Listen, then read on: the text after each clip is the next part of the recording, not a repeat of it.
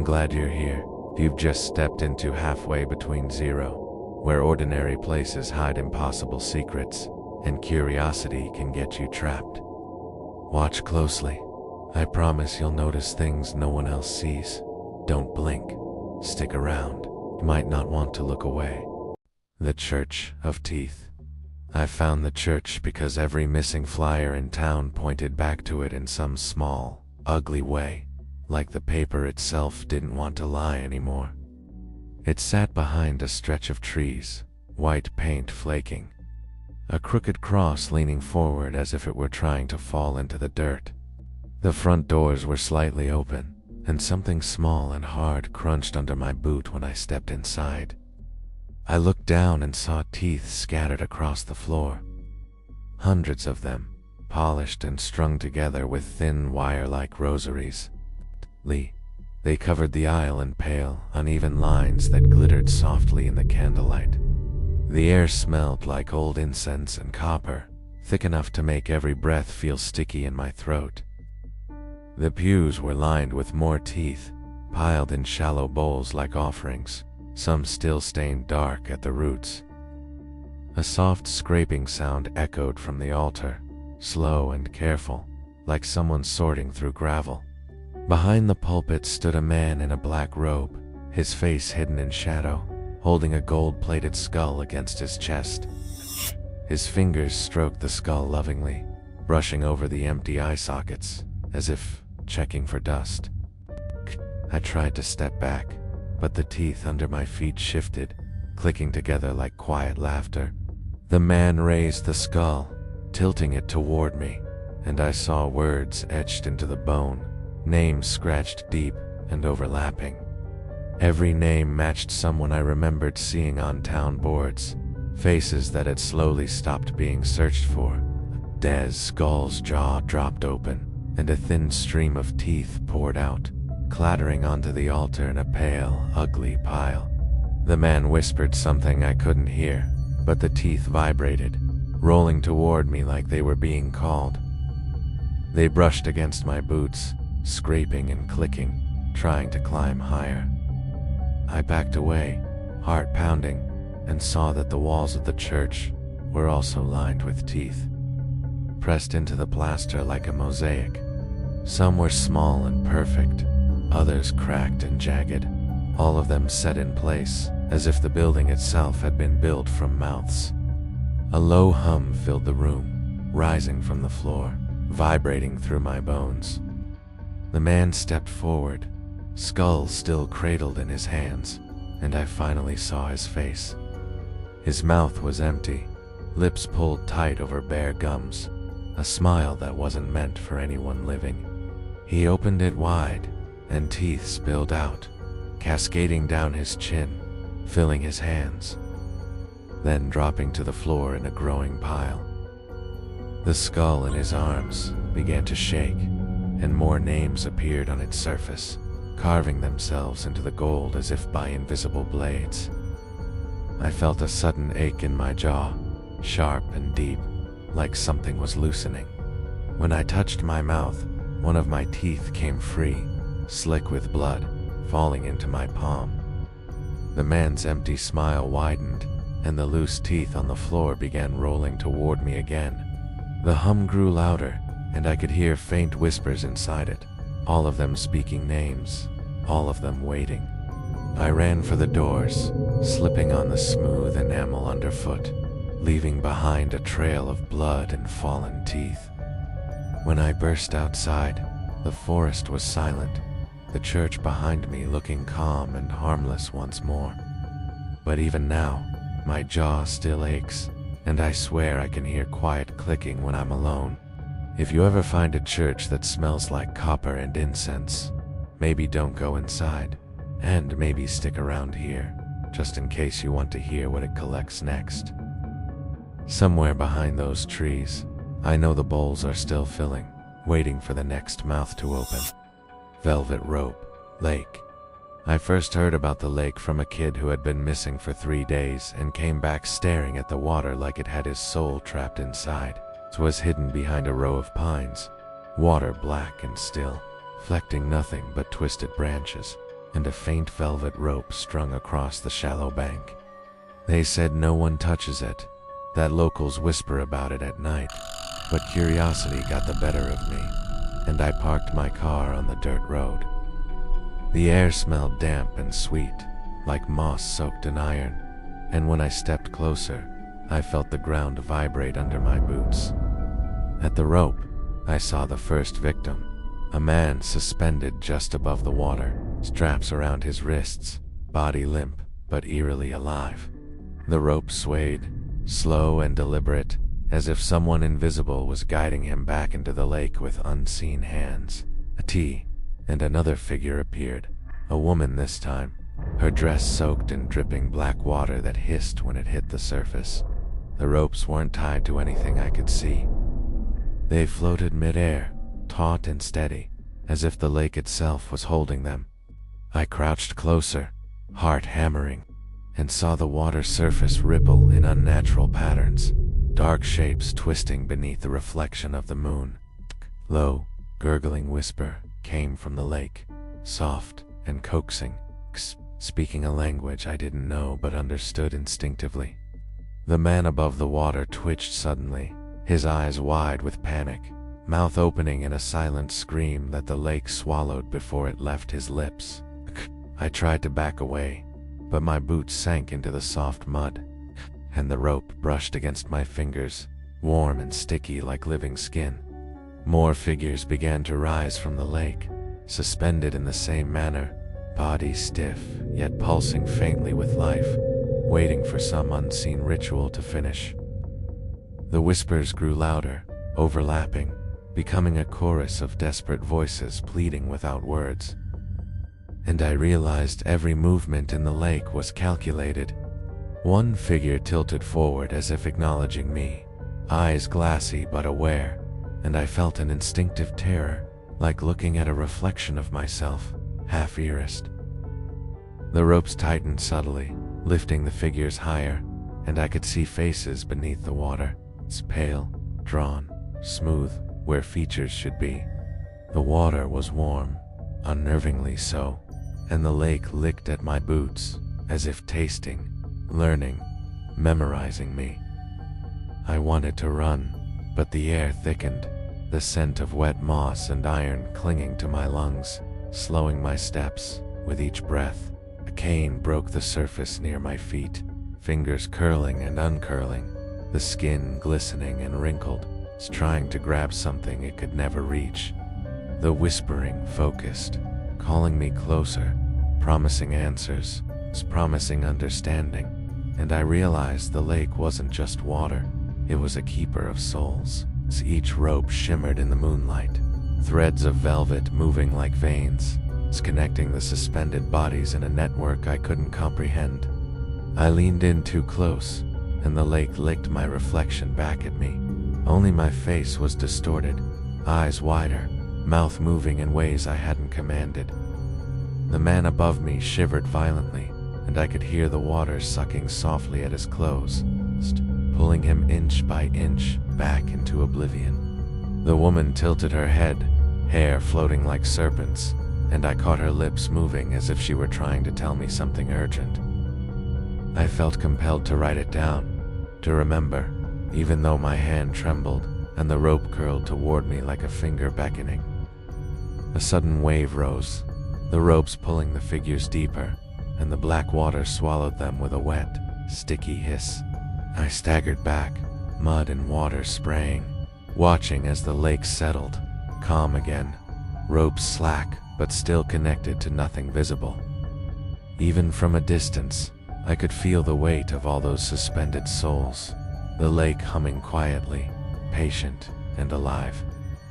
I ran to my car, chest tight, lungs burning, but every so often, I swear I can hear the velvet rope whisper my name.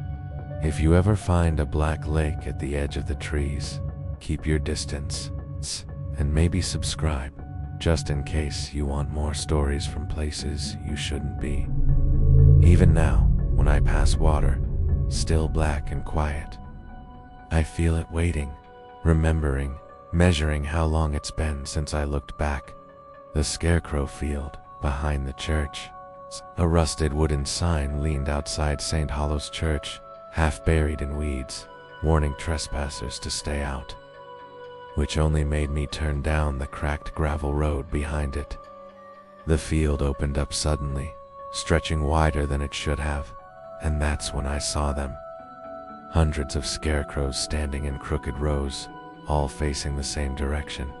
Their clothes weren't the usual straw-stuffed rags, but real jackets, dresses, and work shirts, sun-bleached and torn like they'd been worn by living people not long ago.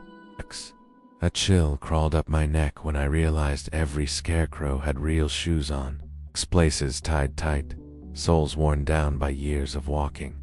Some of the outfits were soaked dark at the hems, as if whoever wore them last had been standing in water before they were taken. The wind pushed through the field, making the scarecrows sway, and their sleeves brushed against each other like hands trying to hold on.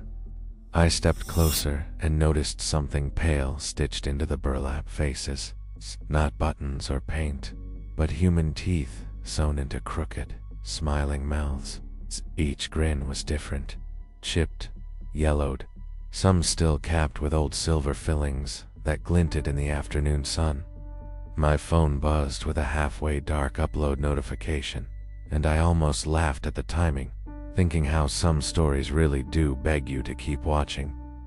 The first scarecrow I touched felt heavier than it should have, the post underneath shifting slightly as if something inside it was resisting me. A rotten, coppery smell leaked from the burlap when I pressed it, and the sleeve sagged with a weight that wasn't straw. I pulled the arm open and found a human forearm inside, dried and shriveled, skin cracked like old leather, its fingers still curled like they were trying to grab something. Panic hit me hard, but my eyes kept drifting across the field, seeing it everywhere now. Bones and flesh, stuffed into every standing figure. Some scarecrows had rib cages bulging under flannel shirts. Others had jaws wedged too wide behind stitched smiles. The church bell rang behind me, low and slow, and every scarecrow seemed to tilt slightly toward the sound. A narrow dirt path ran from the church straight through the field, worn smooth by countless footsteps dragging something heavy behind them.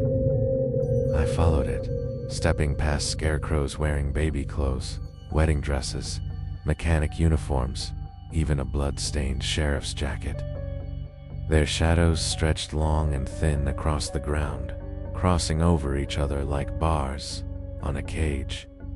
Halfway through the field, I noticed name tags pinned to some of the chests, faded but still readable if you leaned in close.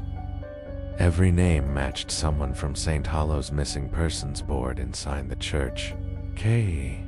People I'd seen on yellowed flyers over the years. The deeper I went, the fresher the clothes became, still smelling faintly of soap, sweat, and cheap perfume. One scarecrow wore a hoodie identical to mine, the sleeves tied with the same frayed string I always used. Its burlap head tilted toward me, teeth stitched into a grin that looked too familiar, as if it knew something about me already. The air grew thick with flies, buzzing around small wet patches on the scarecrows where blood hadn't fully dried. I heard quiet whispering, not voices, but the soft rasp of breath leaking from dozens of mouths that shouldn't have been able to breathe. Behind me, the church door creaked open, and slow, dragging footsteps began moving down the path toward the field. The scarecrows closest to the path leaned inward, their posts bending, creating a narrow corridor like they were guiding whoever was coming. I backed away, heart slamming in my chest, realizing this field wasn't just a graveyard, it was a waiting room. Somewhere inside the scarecrows, something shifted, bones clicking against wood, as if the people inside were trying to stand back up. A hand tore through one burlap chest, fingers bloody and shaking, reaching toward me before sinking back into the stuffing. The footsteps grew closer, steady and patient, like whoever was walking already knew I wasn't getting out. I ran, crashing through scarecrows, ripping fabric and skin. leaving behind pieces of people who had never made it past this field. Even now, when I close my eyes, I still see those stitched smiles waiting, and a part of me knows they're just standing there, saving a place for me. The day everyone started standing still. I need you to believe me about this, 'cause if you'd seen it the way I did, you'd still be checking people's faces like I do, just to make sure they're real.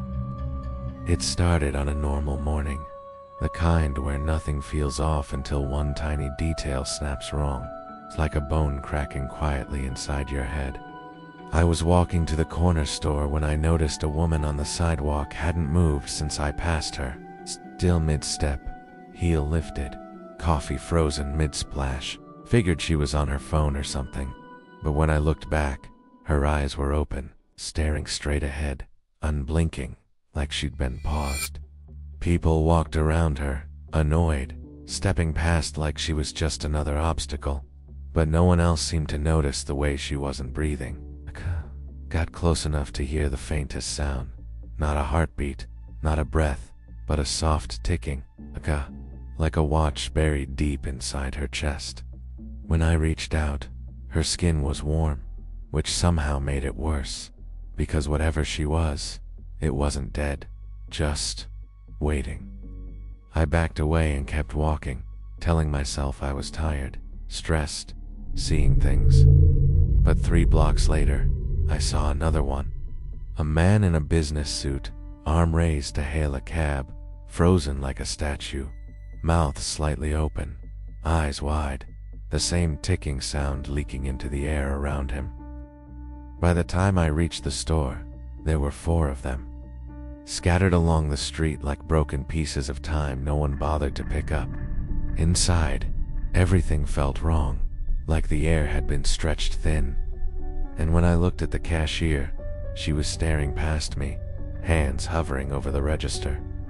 She wasn't moving either, just standing there, lips parted, eyes locked on something only she could see.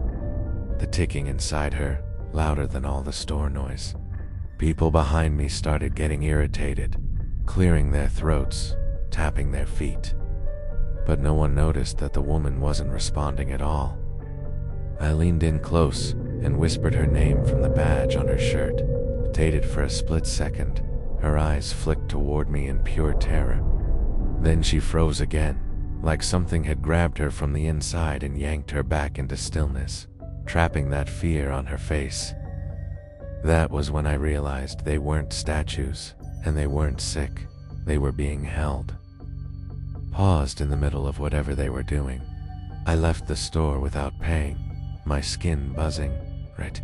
And that ticking sound was everywhere now, bleeding through walls, through people, through the street itself, right? More of them were appearing, standing in doorways, on corners, in cars stopped in traffic, bodies locked in place while the world moved around them. And every single one of them had the same look in their eyes, like they were screaming behind glass that only I could see. I tried talking to someone about it, but when I grabbed a guy's arm and told him to look, he just glanced at a frozen woman beside us and shrugged. "She's just standing there, dude," he said, already walking away. It's like nothing was wrong with a human being stuck halfway through a step. That's when I felt it.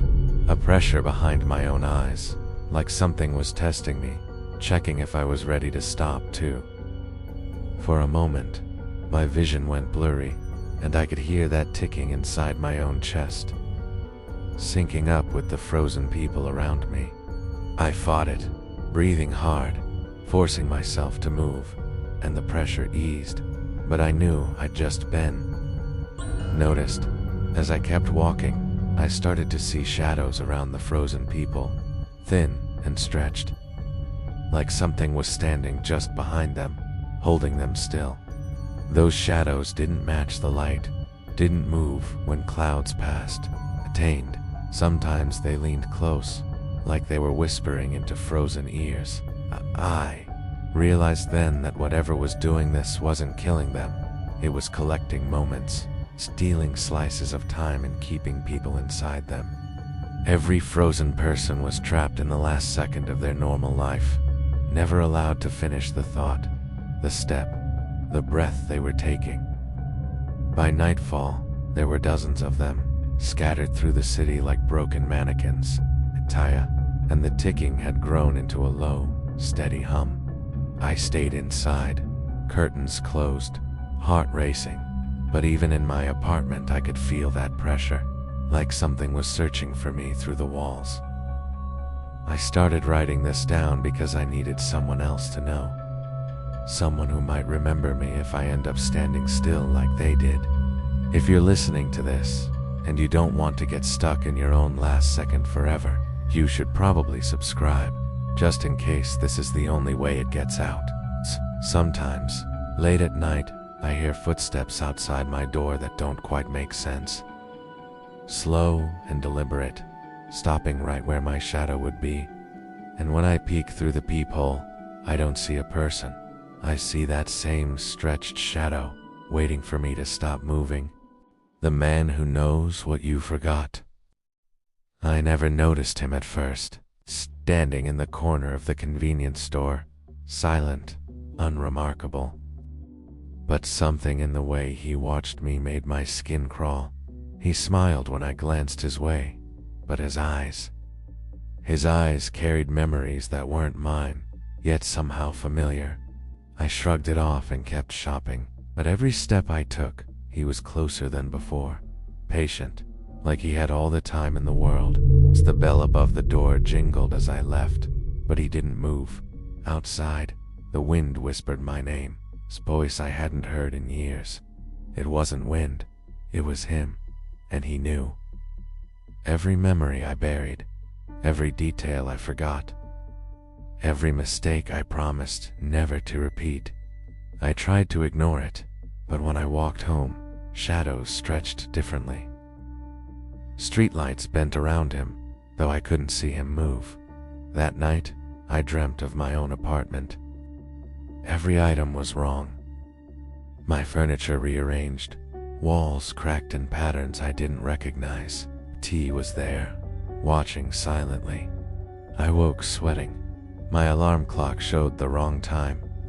Not just minutes, but the entire date, like it remembered my life better than I did. He followed me to work. Or maybe he was always there. His reflection appeared in windows, briefly, mimicking me perfectly, but not exactly. I told myself I was imagining it, stressed too many hours alone, paranoia. But the receipts at the store were wrong. My purchases listed items I never bought. On the bus, he sat across from me, still silent, his notebook opened, scribbles of my childhood memories, things I had never shared with anyone. I caught him looking at me, then looking at the other passengers. Each gaze recorded something. Every detail, everything. I tried confronting him. "Who are you?" I asked. His voice was calm, smooth, terrifyingly familiar. "I'm just the parts of you forgot." The street outside twisted. Buildings bent in impossible angles. Shadows moved independently, reflecting memories I hadn't realized I'd lost. He never touched me, but I felt him in my chest, tracing my thoughts, pulling fragments I didn't know I'd hidden. I wanted to run, but my legs felt rooted, as my past unspooled like a film reel, and he was rewinding it, editing scenes I hadn't lived yet. At night, I tried sleeping. Dreams invaded me, memories not mine, recollections of people I didn't know, but he whispered them as if they were mine. I started questioning reality. Did these memories exist before he noticed them, or did noticing them make them real? I stopped leaving the apartment after dark, but the moment I closed my eyes, he appeared, quietly, in corners I couldn't see, always just out of reach. Sometimes he whispered secrets about strangers, small details of their lives, but in my voice, like I was telling myself. I tried telling friends. They didn't notice him.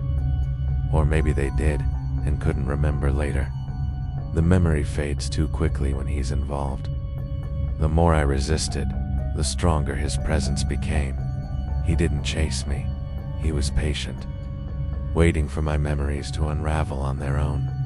I started writing things down to anchor myself, but the ink shifted, changing words, recounting events I didn't experience yet. A photograph of me appeared on my desk. Someone had scratched the background out.